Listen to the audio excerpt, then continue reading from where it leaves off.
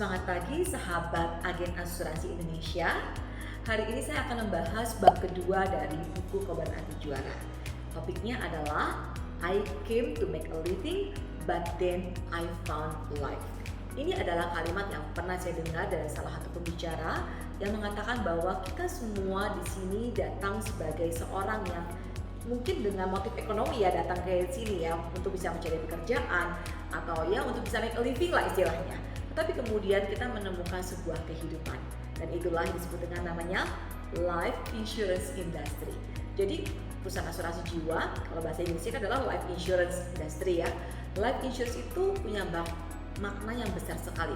Kata life itu atau kehidupan itu sungguh-sungguh memiliki makna bahwa siapapun yang ada di dalamnya, baik para agen-agen asuransi, mereka juga akan menemukan satu kehidupan yang luar biasa, dan kemudian juga para nasabah, mereka juga akan diubahkan. Nah, pernah nggak sahabat agen asuransi berpikir, kenapa sih kita berada dalam industri asuransi ini? Pernah nggak kita berpikir, kok bisa ya saya ada di dalam industri asuransi ini? Setiap kita datang dengan latar belakang yang berbeda-beda. Ada yang latar belakangnya ibu rumah tangga, karyawan, ya, pengusaha, ataupun fresh graduate, ya kan ya. Kalau kayak saya, background saya sebelumnya adalah saya sebagai seorang dosen. Kemudian nyemplung deh jadi agen asuransi. Mungkin juga ada yang ibu rumah tangga dan bisa juga sukses menjadi agen asuransi kan. Nah, kita datang dengan latar belakang yang berbeda-beda dan motif juga yang bermacam-macam. Ada yang motifnya motif ekonomi seperti kayak saya ya. Motifnya itu ya tentunya mau mencari make a living atau mencari pekerjaan yang waktunya fleksibel. Ada juga yang motifnya itu ingin jalan-jalan gitu kan. Ada juga yang motifnya ingin mendapatkan penghargaan dan sebagainya. Nah, tiap kita itu datang dengan berbagai macam background dan dalam berbagai macam motif. Tapi at the end kita semua sudah ada di dalam industri ini.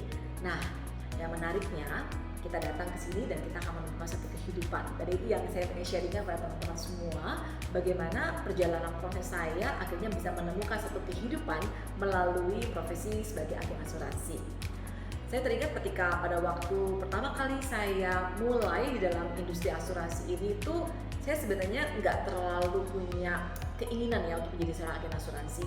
Karena background saya sebagai seorang dosen, saya merasa kayaknya lebih keren kalau saya sebagai seorang dosen ketimbang sebagai agen asuransi. Tapi kemudian karena saya melewati berbagai macam life stages ya. Life stages itu kan dari yang single, kemudian menikah, punya anak. Nah, pada waktu itu saya punya anak yang pertama saya. Dan pada saat itu suami saya bilang seperti ini, kayaknya perlu juga deh kamu cari pekerjaan yang waktunya fleksibel supaya kamu juga bisa merawat anak kita ya, pada waktu itu kan masih baby kan.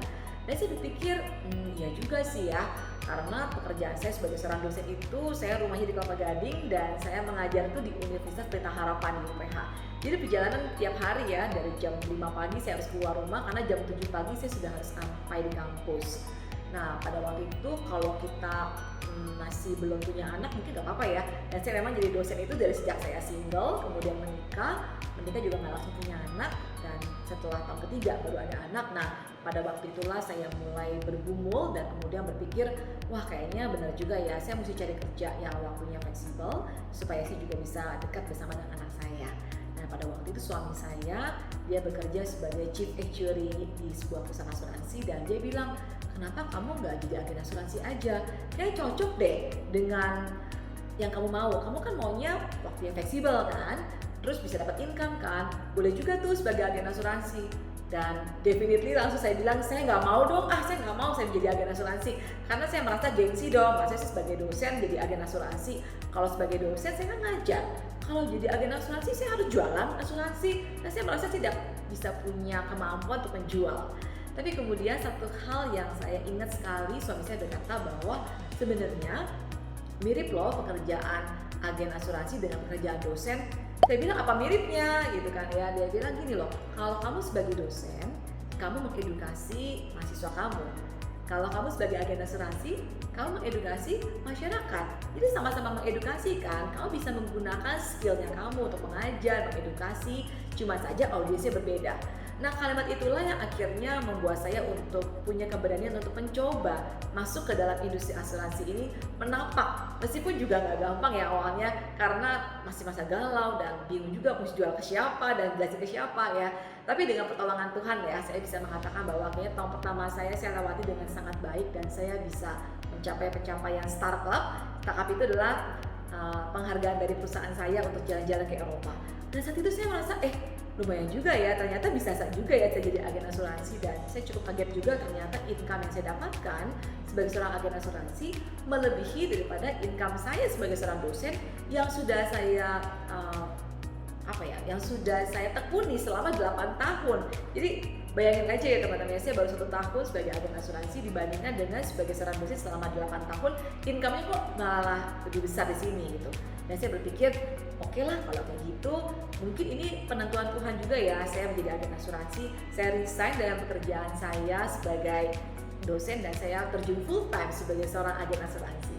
Dan kemudian suami saya yang pada saat itu dia sebagai chief actuary itu sebagai orang yang merancang produk, orang yang mendesain produk-produk asuransi.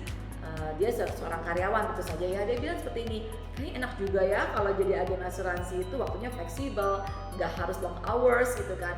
Dan akhirnya dia memutuskan juga untuk resign dari pekerjaannya dia. Akhirnya kami berdua pada waktu itu terjun full time di industri asuransi ini.